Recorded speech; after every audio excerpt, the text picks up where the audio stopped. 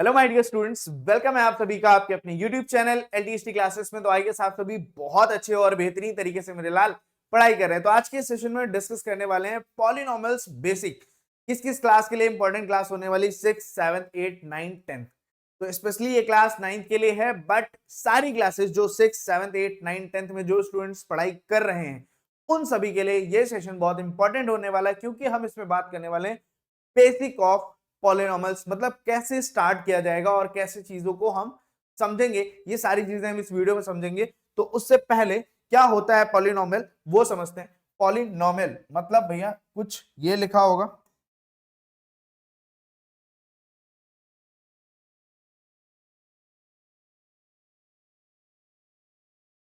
Polynomial, ठीक है। अब इसे टू पार्ट्स में डिवाइड कर दिया गया। पहला कौन सा होता है? पॉली, और दूसरा क्या होता है? नॉमियल। डिवाइड नहीं किया गया, एक्चुअली इन दोनों वर्ड से मिलकर ही क्या बना हुआ है? पॉलिनॉमियल, ठीक है। Poly plus nomial. पॉली का मीन्स होता है मैनी, पॉली का मीन्स होता है मैनी, और नॉमियल्स का मीन्स होता है टर्म्स। समझ में? मतलब पॉलिनॉमियल्स मीन्स मैनी टर्म्स, जहां पे बहुत सारे टर्म्स है उन्हें हम क्या बोलेंगे? पॉलिनॉमियल। कुछ अजीब सा साउंड नहीं कर रहा है ना? इस साउंड को कंप्लीट करने के लिए, इस कॉन्सेप्ट को समझने के लिए हमें बहुत सारी चीजें और समझनी है, तब ये डेफिनेशन जो है एक्चुअल में कंप्लीट होगी कि पॉलिनॉमियल होता क्या है। ये तो नॉर्मल सी चीज है कि polynomial means many terms, but ये हमें इनकम्प्लीट सा दिख रहा है, ठीक है। तो इसको कंप्लीट करते हैं। कंप्लीट करने के लिए आपको पढ़ना पड़ेगा अलजेब्रिक एक्सप्रेशंस, जो आपके क्लास 6, 7, 8 में आपकी बुक में मिलता है, ठीक है। क्या होता है? N algebraic expression is a mathematical phrase that is formed by combining numbers, variables. Variables कौन से होते हैं? जो लेटर्स होते हैं उन्हें हम वेरिएबल्स बोलते हैं। And mathematical operations such as addition, subtraction, multiplication and division. इनके साथ जो कंबाइन किए हुए ऑपरेशंस के साथ जो भी एक्सप्रेशंस होती हैं उन्हें हम क्या बोलते हैं? Algebraic expression. मतलब सिंपल सी भाषा में, ये तो समझ में नहीं आता है, हमें समझ में क्या आता है? हमें समझ में आता है कॉन्सेप्ट, हमें समझ में आते हैं एग्जांपल्स। तो बात करते हैं एग्जांपल्स की। कुछ इस तरह से कि कोई भी एक स्टेटमेंट है और उस स्टेटमेंट को हमें किसमें कन्वर्ट करना है, किसमें एक्सप्रेस करना है? मैथमेटिकल टर्म्स में। सपोज दैट कि अगर मैं आपसे बोलता हूं एक पेन की कॉस्ट जो है वो 5 रुपीज है, तो अगर ऐसे ही मुझे 5 पेन चाहिए तो उसकी कॉस्ट क्या होगी? आप बोलोगे 5 5 25। फिर मैं ऐसे ही बोलता हूं 10 पेन्स की कॉस्ट क्या होगी? आप बोलोगे 5 10 50 हो जाएगा। समझ रहे हो ना? मतलब अगर मैंने बोला एक पेन की कॉस्ट कितनी है? 5 रुपीज है। जब मैं आपसे पूछूंगा 5 पेन की, तो आप बोलोगे 5 इंटू 5 दैट इज 25। फिर अगर मैंने आपसे पूछा क्या कि सेम 10 पेन की कितनी होगी, तो आप बोलोगे 10 इंटू 5 कर देंगे, कितना हो जाएगा? 50। फिर मैंने आपसे पूछा कि 20 पेंस की कितनी कॉस्ट होगी, तो आप बोलोगे 20 इंटू 5 कर देंगे, 2 5 10, मतलब 100 रुपीज हो जाएगा। और मैं फिर से पूछने चला और आपको गुस्सा आ गया, सर ये ऐसा है, ये मत करिए। आप सिंपली एक स्टेटमेंट ले लीजिए कि जो भी आप जिस भी पेन की प्राइस पूछेंगे वो 5x से हम क्या कर सकते हैं? डिफाइन कर सकते हैं, बात खत्म। बार बार अगर मैं रिपीट कर रहा हूं तो वहां पे क्या है? इसी चीज के लिए क्या बना दिया गया? 5x। अब किसको किसको आप बताते फिरोगे? अगर क्लास में एक एक स्टूडेंट आके पूछ रहा है, अच्छा ठीक है 5 रुपए का 1 पेन है, तो 2 पेन का क्या होगा, 3 पेन का क्या होगा, 4 पेन का क्या होगा, तो भाई सबको आपने बता दिया कि ऐसा है। जो भी नंबर तुम्हें चाहिए, जितने भी पेन तुम्हें परचेज करने, ये रही एक्सप्रेशन। इसमें अपनी एक्स की वैल्यू क्या करना है? पुट करना है आपको। अगर आपको 30 चाहिए तो आप 30 पुट करना, 150 रुपीज हो जाएंगे। जितने भी आपको अमाउंट चाहिए एक्स के बेस पे आपको क्या कर देना? बात समझ में आ रही? तो एक्सप्रेशन मतलब जो स्टेटमेंट था उसको हमने मैथमेटिकल टर्म्स में क्या कर दिया? एक्सप्रेस कर दिया। और दोनों के बीच में आप देखोगे यहां पे कौन सा साइन होता है? जब वेरिएबल और कांस्टेंट एक साथ लिखा होता है वहां पे क्या होता है? वहां पे साइन मल्टीप्लिकेशन का होता है। कोई भी साइन नहीं लगा है। मतलब यहाँ पे अगर क्या लिखा है? 5x लिखा है, या 2y लिखा है, या 3y लिखा है, या 2z लिखा है, कोई भी एक्स वाई जेड कोई भी नंबर लिखी है, तो ये सारी, या एक्स जेड वाई लिखा है, तो ये सारी तीनों की तीनों क्या लिखी है? 2 इंटू जेड इंटू वाई। ये आपस में किस में लिखी है? मल्टीप्लाई में लिखी है। ये बात मेरे लाल बहुत अच्छे से आपको याद रखनी है। तो ये थी बात समझने की। आई होप ये चीज आपको क्लियर हुई होगी कि क्या होती है एक्सप्रेशन। नई बात, इसके कुछ एग्जांपल्स हम लिखते हैं जिससे आपको थोड़ी सी चीजें और जो है वो क्लियर हो जाएंगे। ठीक है, समझ में आया? तो पहला जो एग्जांपल होगा ठीक है, कुछ भी लिख सकते हैं, 2x प्लस 3y, ठीक है, फिर 3xy माइनस का 4z 2/3 x प्लस वाई।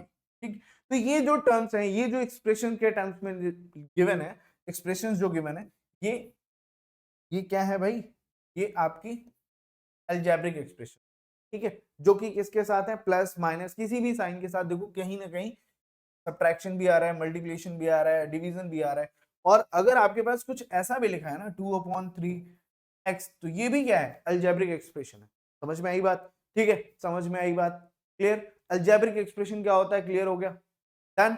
चलो बात करते हैं टर्म्स की। भाई स्टार्टिंग में भी हमने बताया था ना, poly means many terms, terms भी आ रहे हैं ना। टर्म्स क्या होते हैं, व्हाट इज टर्म, बहुत सारे टर्म्स हैं, तो वो टर्म्स भी तो कुछ डिफाइन किया गया होगा ना।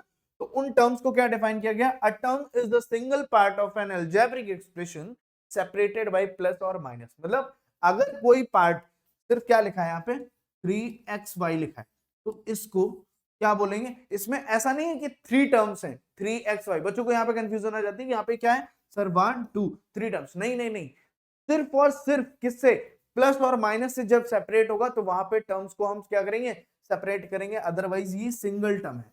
समझ में आई बात, बात समझ में आई, एग्जांपल के थ्रू समझते हैं।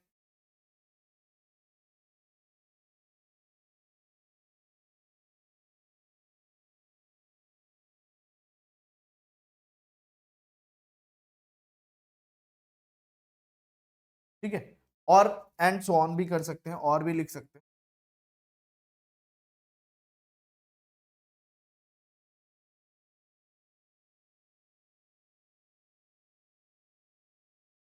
कुछ भी, whatever, कुछ भी आप लिख सकते हैं, बट वो किससे सेपरेट होने चाहिए।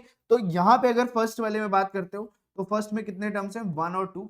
सेकंड वाले में सिर्फ फर्स्ट 1 ही टर्म है हमारे पास।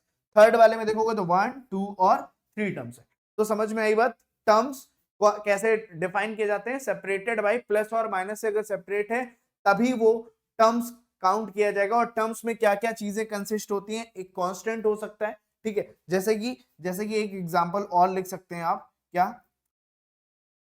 3x प्लस 4, ये भी टर्म होगा क्योंकि फर्स्ट जो नंबर, ये 2 टर्म्स में होगा, फर्स्ट नंबर 3x है और सेकंड वाली जो है वो कांस्टेंट वैल्यू है। तो कांस्टेंट भी हो सकता है, वेरिएबल भी हो सकता है, और product of constant and variable भी हो सकता है। तो प्रोडक्ट अगर लिखा है कहीं पे अगर आपको कुछ ऐसा लिख लिख दिया गया कि 2xy, तो आप इसको 3 टर्म्स में मत बोल देना कि 2 अलग है, x अलग है, y अलग है, ऐसा नहीं है, ये सिंगल टर्म है। समझ में आई बात। चलो नेक्स्ट देखते हैं भाई, नेक्स्ट में क्या है, वेरिएबल एंड कांस्टेंट। अभी जस्ट हमने बात करी वेरिएबल की और कांस्टेंट की। वेरिएबल ऐसी वैल्यूज, अ लेटर और symbol that can change it's value, जिसकी वैल्यू हम बार बार क्या कर सकते हैं, चेंज कर सकते हैं। सपोज हमारा वही पेन वाला क्वेश्चन था, एग्जाम्पल, तो यहाँ पे हम क्या कर रहे थे, 5x ले रहे थे। तो 5x की वैल्यू एक बार हमने कितनी रखी थी, 2 रखी थी, 10 आया था। 5 3 रखने पे 15 आएगा, 5 4 रखने पे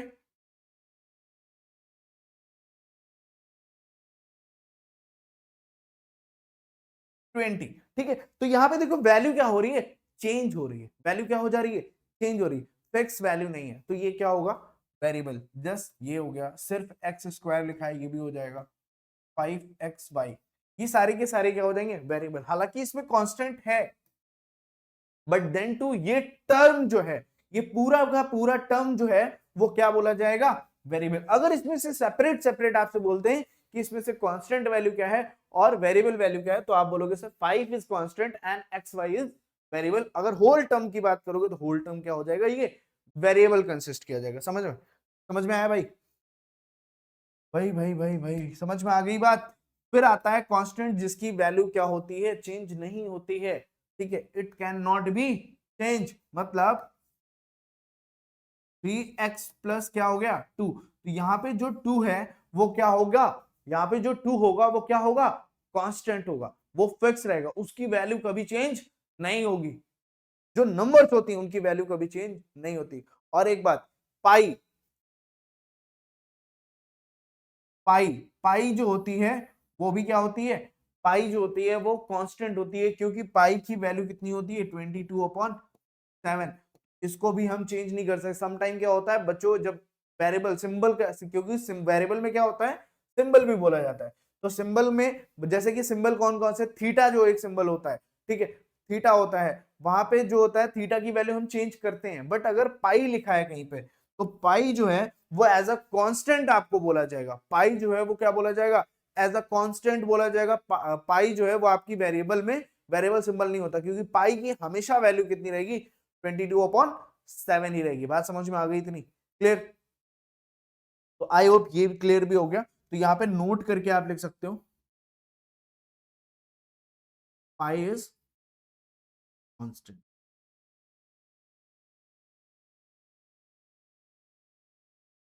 समझ में आई बात? ठीक, नेक्स्ट देखते हैं फैक्टर्स।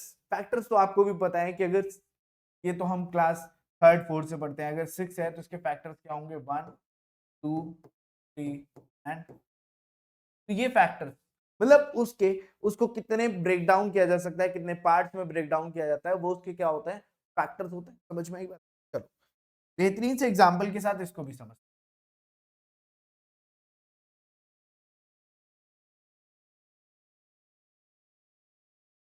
अगर हमारे पास एक इक्वेशन लिखी है 2x², तो इसके फैक्टर्स क्या होंगे,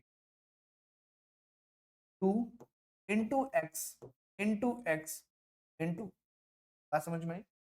बात समझ में आई?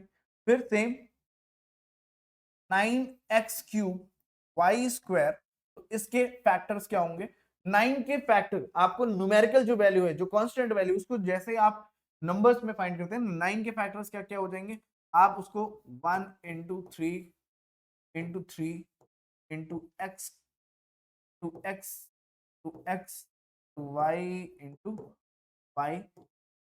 बात समझ में आई? इतनी बात समझ में आ गई होगी बहुत आराम से। तो फैक्टर्स समझ में आ गया, फैक्टर्स आप इजीली फाइंड आउट कर सकते हैं। अब ये जो है ये थोड़ा सा इंपॉर्टेंट होता है कोफिशिएंट, क्योंकि इससे क्वेश्चन जो है 9th में भी पूछा जाता है, 8th में भी पूछा जाता है, और क्लास 10th में भी इससे क्वेश्चन पूछा जाता है। Coefficient is the numerical factor that multiplies a variable in a term. ठीक है, क्या होता है, अ कोफिशिएंट जो होता है वो एज अ न्यूमेरिकल फैक्टर होता है that multiplies a variable in a term. समझ में आई बात? मतलब अगर एग्जांपल की मैं बात करता हूं, 2x² है, ठीक है, तो यहाँ पे coefficient is a numerical factor that multiplies a variable in a term. मतलब अगर जैसे मैं x² की बात करता हूं, तो x² के टर्म में क्या होगा, x² का वेरिएबल न्यूमेरिकल वैल्यू क्या हो जाएगी, 2। बट होल्ड ऑन, जो अगर इसमें मैं बोलता हूं क्या, अब मैं जो समझा रहा हूं वो समझना, कोफिशिएंट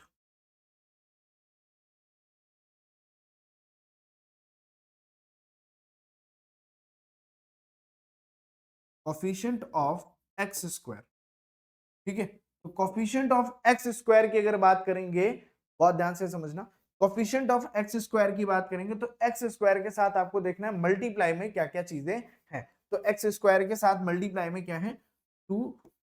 मतलब इस पार्ट को जिसकी भी बात कर रहे हैं उसको आपको कवर करके बंद करना है, उसके बाद जितनी भी चीजें उसमें मल्टीप्लाई में दिख रही हैं उस पर्टिकुलर पार्ट का आपको क्या कर देना है, उनको सभी को लिख देना है। ठीक है, अगर आपसे क्वेश्चन में पूछता है क्या,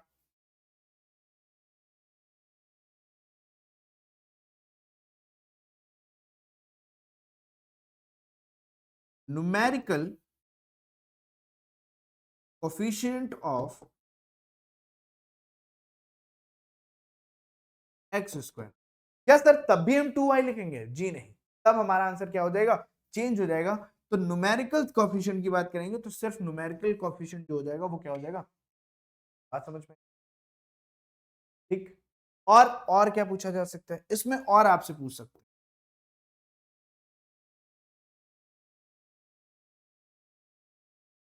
और आपसे क्या पूछ सकते हैं, कोफिशिएंट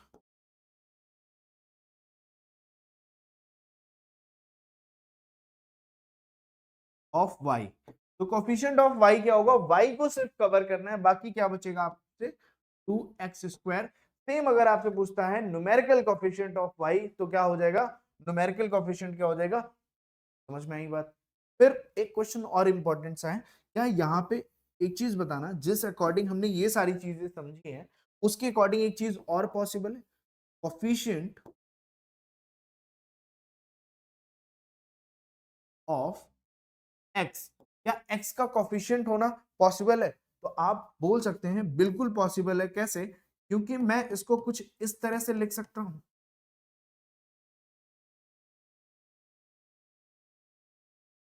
जिसमें जो मैंने क्या लिखा 2 × x मैंने क्या बोला था, जिसका भी पूछा जाएगा उसको आपको बंद कर देना, बाकी सबको लिख देना है। तो यहां से हम क्या लिख सकते हैं 2xy। आई होप ये चीज आपको समझ में आ गई होगी। और यहाँ पे एक चीज और बनती है, अगर आपसे बाई चांस क्वेश्चन में क्या पूछता है, कोएफिशिएंट ऑफ, किसका कोएफिशिएंट पूछ लेता है, बाय मिस्टेक आपसे पूछ लेता है एक्स क्यूब का, तो अब एक्स क्यूब के केस में क्या होगा, यहाँ पे एक्स क्यूब नहीं है क्योंकि एक्स स्क्वायर है, ग्रेटर वैल्यू पूछ ली, तो अब वो हम नहीं कर सकते ना, तो यहाँ पे इसका आंसर क्या होगा 0। एक्स क्यूब का कोएफिशिएंट क्या हो जाएगा, समझ में आई बात, आज समझ में आ रही है। जो चीज नहीं दिखेगी टर्म में वो क्या हो जाएगी, 0 हो जाएगी। और सपोज यहीं पे अब इसी वैल्यू को मैं क्या कर रहा हूं, थोड़ा सा चेंज करता हूं, ठीक है। यहाँ पे पहले जो लिखा है उसको क्लियर कट लिखते हैं, तो x² y लिखा था। अब इसी एग्जाम्पल को सेकेंड एग्जाम्पल एज लेते हैं, -2x²। तो अब अगर आपसे क्वेश्चन पूछते हैं, अब क्या पूछते हैं, कोएफिशिएंट ऑफ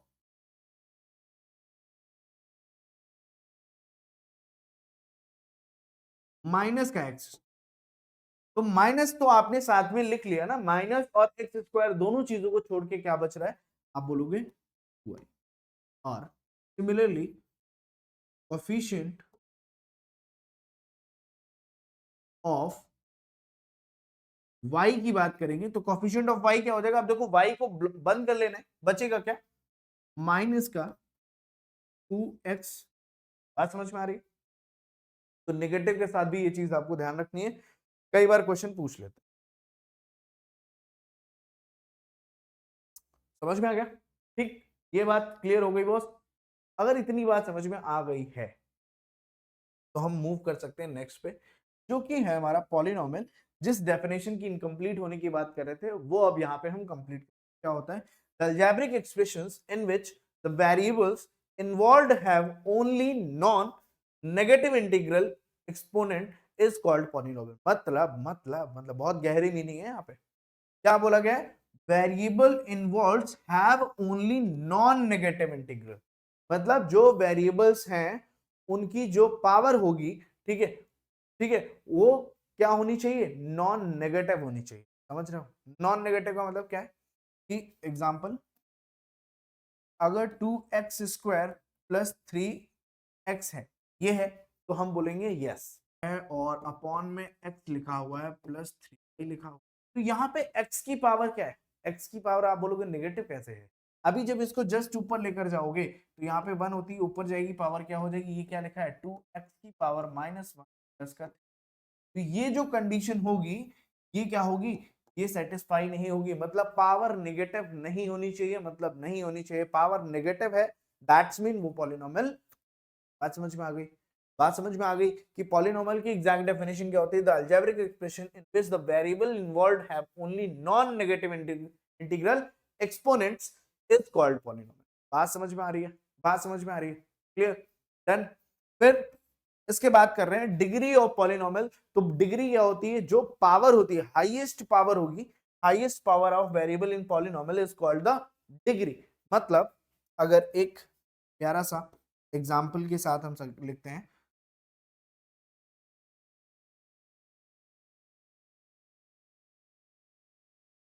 तो यहां पे इसकी डिग्री क्या होगी, तो हाईएस्ट पावर आपको क्या दिख रही है, वेरिएबल की 6, तो यहां पे क्या लिख देंगे, degree, degree of polynomial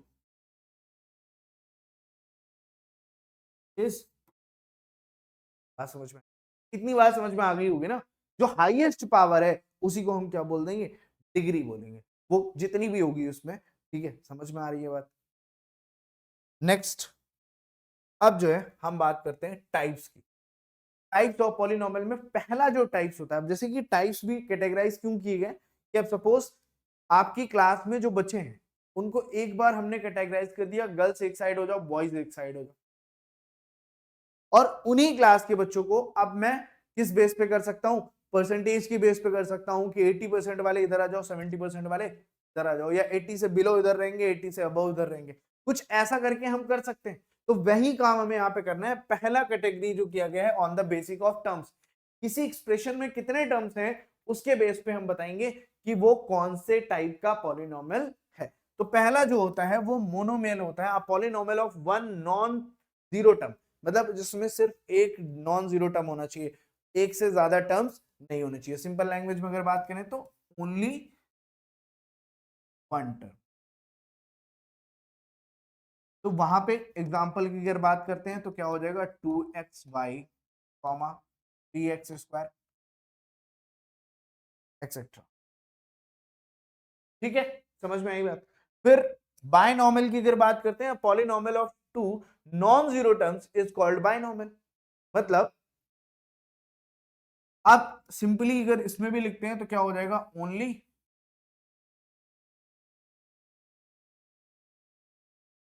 to terms.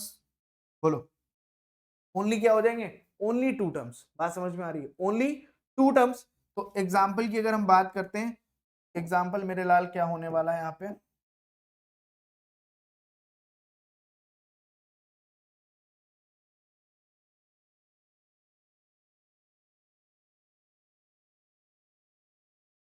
कुछ भी, सिर्फ दो टर्म्स होने चाहिए, प्लस माइनस के साथ क्या होने चाहिए, टू टर्म्स लिखे होने चाहिए। बात समझ में आ रही है, बात समझ में आ रही है। फिर ट्राइनॉमियल, ट्राइनॉमियल में क्या होता है,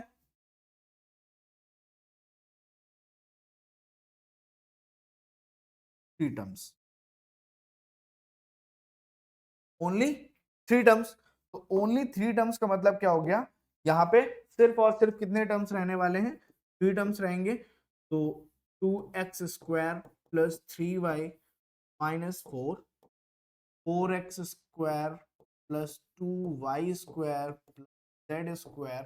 तो यहाँ पे देखो थ्री थ्री टर्म्स है, मतलब ये कैसी एक्सप्रेशन होगी, ये होगी हमारी ट्राइनॉमियल। यहाँ पे टू टर्म्स है, बायनॉमियल यहाँ पे सिंगल टर्म है, यहाँ पे मोनोमियल। मोनोमियल, मोनो, मोनो मतलब मोनू एक पर्सन है, जिस पर्सन अकेला पर्सन है, मतलब मोनू क्या होगा, सिंगल पर्सन है, इसलिए वहां पे सिंगल टर्म। बाय, बाय का मतलब क्या होता है, buy one get one free, two. ठीक है, ट्राई, त्रिशूल, क्या होता है, त्रिशूल। समझ में आई। मोनू एक सिंगल बंदा होता है, बंदे का नाम होता है मोनू, इसलिए मोनोमेल। दो, यहाँ पे बाय वन गेट वन, तो टू टर्म्स। फिर ट्राई, त्रिशूल, तीन त्रिशूल होता है ना ऐसा करके। समझ में आई बात। तो ये बात समझ में अगर आ गई है तो अब हम नेक्स्ट वाला टाइप देखते हैं और क्या हम पढ़ सकते हैं इसमें। अब है on the basis of degree, basic of degree, basis मतलब डिग्री के बेस पे क्या क्या पॉलिनोमियल्स हो सकते हैं। पहला होता है लीनियर पॉलिनोमियल। पहला कौन सा होता है, linear polynomial. Polynomial of degree one is called, मतलब अभी हमने इससे पहले पढ़ा था, एक्सप्रेशन की जो हाईएस्ट पावर होगी, मतलब जो भी जिस भी वेरिएबल की क्या होगी, हाईएस्ट पावर होगी, तो उसे हम क्या बोलेंगे। अब किसी इक्वेशन में आपके पास हाईएस्ट पावर क्या है, वन, तो वो कैसी कैसा पॉलिनोमियल होगा, पॉलिनोमियल, सॉरी लीनियर पॉलिनोमियल। ठीक है, it is expressed in the form of ax plus where a and b are real constants and a does not equals to 0। इस लाइन का मतलब क्या है, अरे भैया अगर ये a जीरो हो जाएगा तो ये x वाला टर्म भी तो जीरो हो जाएगा, और x की ही तो वैल्यू जो है, x ही तो यहाँ पे वेरिएबल है। मतलब एग्जांपल समझना कि अगर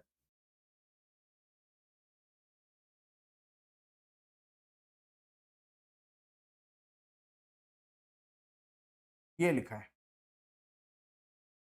2x+3, सपोज दैट ये वैल्यू लिखी है। अब इस x में x की ही तो पावर वन है, तभी तो हम इसको लीनियर बोल रहे हैं।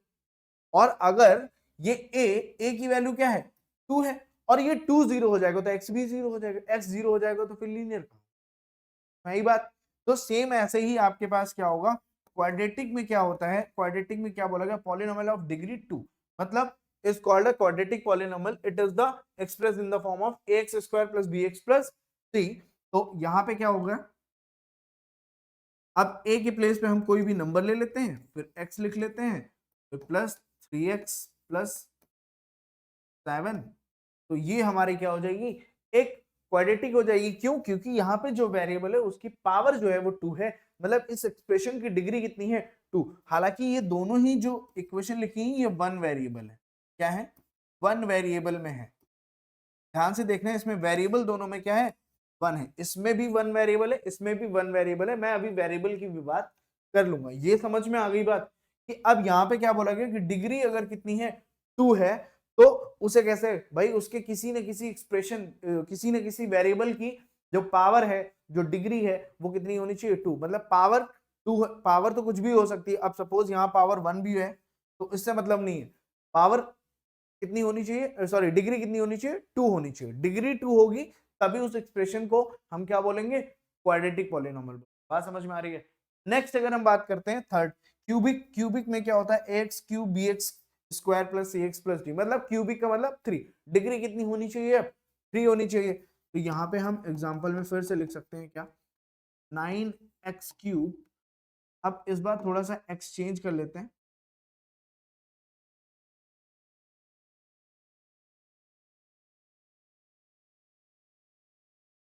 9y cube plus 8y square plus 7y plus 3 is equals to 0 लगाने की जरूरत अभी नहीं।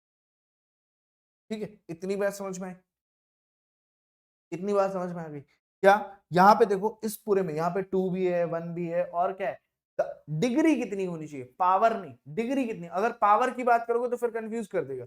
डिग्री मतलब हाईएस्ट पावर जो है वो 3 होनी चाहिए, तब हम उसे क्यूबिक बोलेंगे। तो क्यूबिक में क्या होता है, क्यूबिक होती है 3,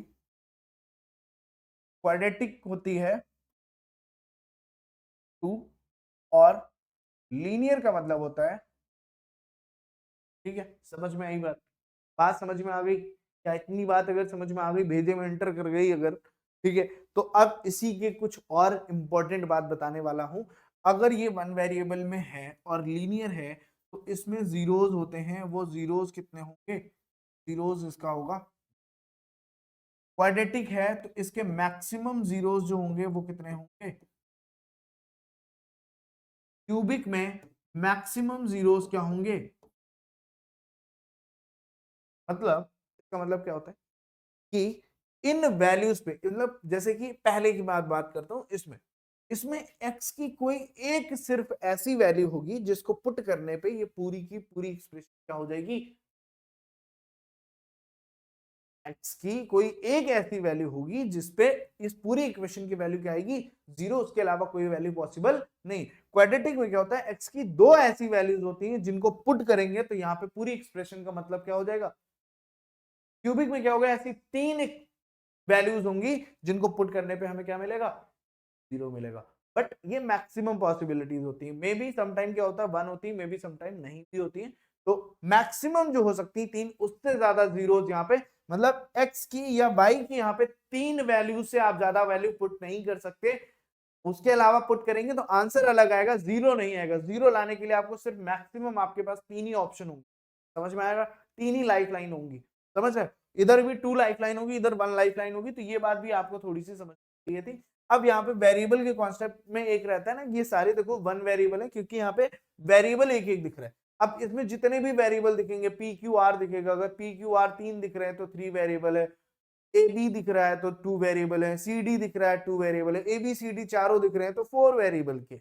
बात समझ में आ गई। तो जितने वेरिएबल, जितने डिफरेंट डिफरेंट वेरिएबल वहां पे दिखेंगे वो वेरिएबल्स में होते हैं। उसके लिए एक चीज और हम फटाफट से समझते हैं। वेरिएबल वाले केस में याद आया कि अगर सपोज यहाँ पे क्या लिखा होता है, 2x स्क्वायर प्लस एक्स लिखा होता है, तो बच्चे कभी कभी क्या करते हैं, एक्स स्क्वायर को अलग वेरिएबल बोलते हैं, एक्स को अलग बोलते हैं। नहीं, एक्स ही वेरिएबल है यहाँ पे और यहाँ पे भी, तो ये वन वेरिएबल ही कंसीडर किया जाएगा। ये क्या होगा, वन वेरिएबल। अगर यहीं पे 3x square plus 2y plus 4z लिखा होता तो ये कितने वेरिएबल्स हो जाएंगे, यहाँ पे 3 वेरिएबल्स। जितने डिफरेंट डिफरेंट आपको लेटर्स दिख रहे हैं वही उसके क्या होते हैं, वेरिएबल्स होते हैं, उसके अलावा कोई भी रॉकेट साइंस नहीं होती। बात समझ में आ गई होगी, बात समझ में आ गई है। तो नेक्स्ट देखते हैं, नेक्स्ट में क्या होगा भैया, zero of a polynomial. Zero अभी जो मैंने डिस्कस किया वही है। लीनियर पॉलिनोमियल क्या होता है कि पॉलिनोमियल px जो अभी हमारे पास एक्सप्रेशन थी, सपोज हमने कहा कि px जो है उसकी वैल्यू आपको कितनी गिवन है, 2x प्लस, तो आपको मैंने बोला था यहाँ पे कोई एक ही वैल्यू आएगी, वो वैल्यू क्या हो गई, c। तो उस c की वैल्यू जब आप इसमें पुट करोगे तो इसका आंसर क्या आएगा, जीरो आएगा। उसके लिए इसको क्या होना पड़ता है, जीरो, और 2x प्लस क्या हो गया 3, यहां से 3 इस साइड आएगा तो माइनस का 3 हो गया, that is equal to 2x। तो 2 डिवाइड में आ जाएगा, -3/2 इज इक्वल टू, तो x की वैल्यू हम क्या पुट कर सकते हैं, -3/2 अगर हम इसमें पुट कर देंगे तो क्या आ जाएगा, जीरो। मतलब c की वैल्यू क्या आएगी इसमें, मतलब c हम अगर यहाँ पे क्या करते हैं, p -3/2 पुट करें तो 2 इंटू -3/2 प्लस 3 लिखा है, 2 से 2 कैंसिल, प्लस -3 क्या हो जाएगा। बात समझ में आ रही है ना। तो कुछ इस तरह से आपको ये समझना है।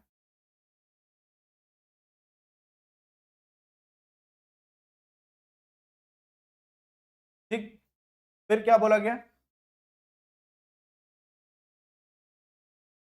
जीरो में भी या जीरो ऑफ पॉलिनोमियल, जीरो भी कई बार क्या होता है कि किसी एक्सप्रेशन का क्या हो सकता है, जीरो हो सकता है, जीरो रखने पे भी जीरो। सपोज कि अगर एक एक्सप्रेशन है P x is equal to 2x, सिर्फ इतना है, तो अब यहाँ पे x जो x की क्या वैल्यू होगी, जीरो अगर हम रखते हैं तो भी हमें यहाँ पे आंसर क्या मिल जाता है, जीरो मिल जाता है।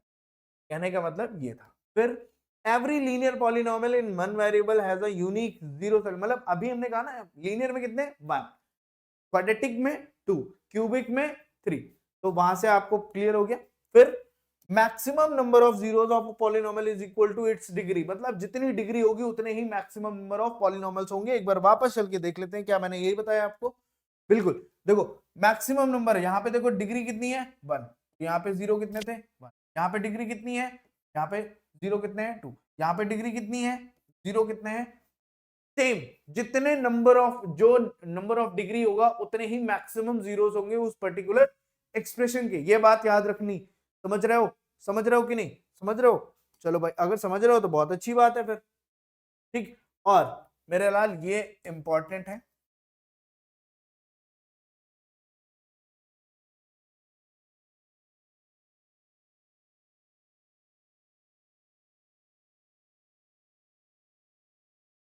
कैसे ड्राइव किया गया है वो हम बात कर सकते हैं, बट इनको याद करना आपको पड़ेगा, और याद करना बेहद ही इंपॉर्टेंट है। ये आपको याद होना चाहिए क्योंकि ये आपका 8th के बाद 9th, फिर 10th, फिर 11th, फिर 12th, और जितना भी आप आगे जाते हैं ये हर जगह काम आएंगी कहीं ना कहीं, अगर मैथ्स आप ले रखी है तो। समझ में आई बात। तो मेरे लाल ये आइडेंटिटीज याद करके हम नेक्स्ट क्लास में आपसे मिलेंगे, ठीक है। और नेक्स्ट क्लास हमारी होने वाली है 2.1 का वन शॉट होगा। मिलते हैं, आज ट्यूसडे है, नेक्स्ट क्लास जो आपकी होगी वो होगी थर्सडे को।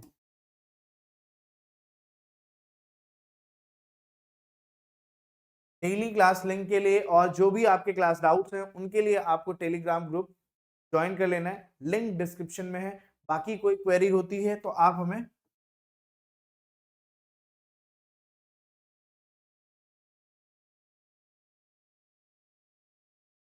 व्हाट्सएप पे भी कांटेक्ट कर सकते हैं, इंस्टाग्राम या कहीं पे भी, जितने भी जो भी सोशल मीडिया एप्स हैं जहां पे आपकी वीडियोस अपलोड होती हैं वहां पे आप हमसे कांटेक्ट कर सकते हैं। आपकी पॉसिबल सारी हेल्प की जाएंगी। बाकी पढ़ते रहो, मस्त रहो, take care, all the best, bye bye.